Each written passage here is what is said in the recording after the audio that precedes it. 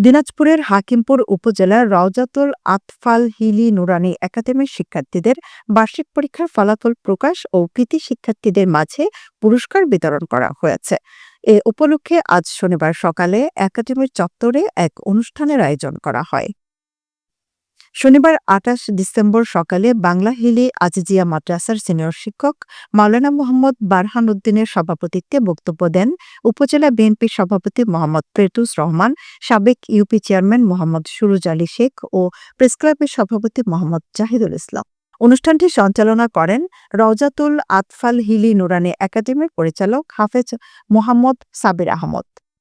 অনুষ্ঠান শেষে আমন্ত্রিত অতিথিরা দ্বিতীয় শ্রেণীর ৩৬ জন শিক্ষার্থীর হাতে পবিত্র কোরআন শরীফ তুলে দেন। এছাড়া বার্ষিক পরীক্ষার ফলাফল ঘোষণা সহ কৃতী শিক্ষার্থীদের মাঝে পুরস্কার দেওয়া হয়।